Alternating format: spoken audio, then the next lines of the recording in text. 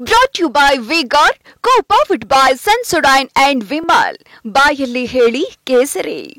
Associate sponsor Ultratech Cement. ಕೊಟ್ಟಿದೆ, ಇದಕ್ಕೇನು ಹೇಳ್ತೀರಿ?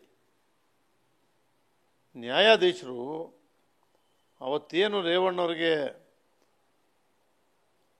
ಆದೇಶ ಮಾಡಿದ್ರು, SIT ಅವರು ಗೌರ್ಮೆಂಟ್ ಅಡ್ವೊಕೇಟ್ಗಳು ಅವ್ರ ವಾದ ಎಲ್ಲ ಏನು ಮಾಡಿದ್ರು, ಅಲ್ಲಿ ನಿನ್ನೆ ನಿಮ್ಮ ಮಾಧ್ಯಮದಲ್ಲೇ ಬಂದಿದೆ, ಆ ಮಹಿಳೆನೇ ನಮ್ಮನ್ನೆಲ್ಲ ಪ್ರೀತಿಯಿಂದ ನೋಡ್ಕೊಂಡಿದ್ದಾರೆ, ನಮಗೆ ಸಂಬಂಧ ಇಲ್ಲ, ಅವ್ರು ಕಿಡ್ನ್ಯಾಪ್ ಮಾಡಿಲ್ಲ, ತೊಂದರೆ ಕೊಟ್ಟಿಲ್ಲ, ಕಿರುಕುಳ ಕೊಟ್ಟಿಲ್ಲ ಹೇಳಿದ್ದಾರೆ.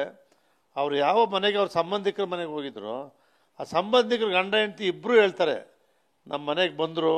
ಆ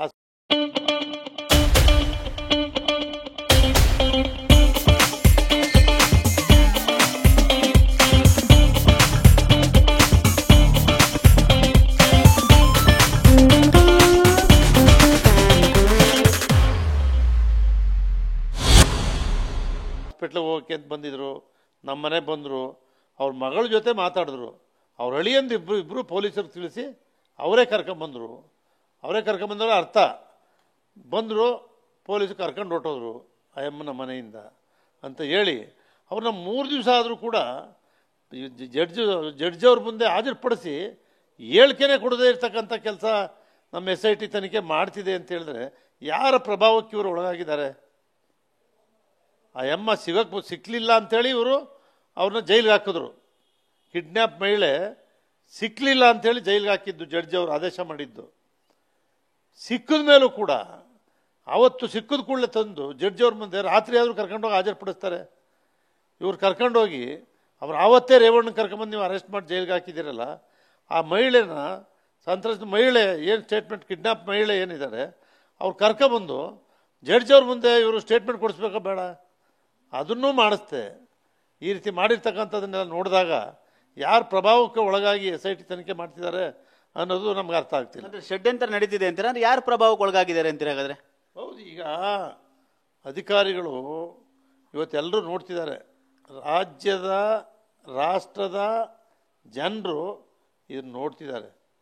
ರಾಜಕೀಯವಾಗಿ ಯಾರೇ ಒಬ್ಬ ವ್ಯಕ್ತಿಯನ್ನು ವೈಯಕ್ತಿಕವಾಗಿ ತುಳಿತಕ್ಕಂಥದ್ದು, ತೇಜೋವಧೆ ಮಾಡ್ತಕ್ಕಂಥದ್ದು ಯಾರಿಗೂ ಒಳ್ಳೆಯದಲ್ಲ. ಯಾರೂ ಶಾಶ್ವತವಾಗಿ ಇಲ್ಲಿ 200-300 ವರ್ಷ ಬದುಕಲ್ಲ. ಭಾಳ ಹೆಚ್ಚು ಅಂದರೆ 100 ವರ್ಷ ಹೆಚ್ಚು ಬದುಕ್ತಾ ಇರ್ತಕ್ಕಂಥವ್ರು 50-60 ವರ್ಷಕ್ಕೆ ಉಳಿದ್ರೆ ಕಷ್ಟ. ಇದನ್ನ ಯಾವುದು ಅಧಿಕಾರ ಶಾಶ್ವತ ಅಲ್ಲ, ನಿಮ್ಮ ಹಣನೂ ಶಾಶ್ವತ ಅಲ್ಲ. ಜನರು ಚೇತು ಅಂತ ಉಗಿಯೋ ರೀತಿ ಜನರ ಮನಸ್ಸನ್ನು ಪ್ರೀತಿ ವಿಶ್ವಾಸ ಗಳಿಸೋದು ಬಿಟ್ಟು ನಾವೊಂದು ಸರ್ಕಾರ ಅಧಿಕಾರಕ್ಕೆ ಬಂದ ಮೇಲೆ ಬಹಳ ತಾಳ್ಮೆಯಿಂದ ತುಂಬ ಯೋಚನೆ ಮಾಡಿ ತೀರ್ಮಾನಗಳನ್ನ ಮಾಡಬೇಕಾಗ್ತದೆ. ಅದನ್ನು ಬಿಟ್ಟು ಈ ರೀತಿ ರೇವಣ್ಣವ್ರಿಗೆ ಯಾರು ತಪ್ಪಿತಸ್ಥ ಮಾಡಿದ್ದಾನೆ, ಪ್ರಜ್ವಲ್ ರೇವಣ್ಣ ತಪ್ಪಿತಸ್ಥ ಮಾಡಿದರೆ ನೀವೇನು ಬೇಕಾದ್ರೂ ಶಿಕ್ಷೆ ಕೊಡಿ. ತಪ್ಪು ಮಾಡಿದರೆ ರೇವಣ್ಣ ಏನು ಮಾಡದೆ ಅವ್ರಿಗೆ ಈ ರೀತಿ ಶಿಕ್ಷೆ ಕೊಟ್ಟಿರ್ತಕ್ಕಂಥದ್ದನ್ನು ಯಾರು ತಾನೇ ಜನ ಸಹಿಸ್ತಾರೆ? ಯಾವಾಗ ರೇವಣ್ಣವ್ರನ್ನ ಅರೆಸ್ಟ್ ಮಾಡಿ ಜೈಲೊಳಗೆ ಕಳಿಸಿದ್ರು ಜನಕ್ಕೆ ಇದು ಈ ರೀತಿ ಷಡ್ಯಂತ್ರ ನಡೆದಿದೆ ಅನ್ನೋದನ್ನ ಜನರ ಬಾಯಿಂದನೇ ಹೇಳಕ್ ಶುರು ಆಗೋರು ಜನ. Brought to you by V-Guard, co-powered by Sensodyne and Vimal. ಬಾಯಲ್ಲಿ ಹೇಳಿ ಕೇಸರಿ. Associate sponsor Ultratech Cement.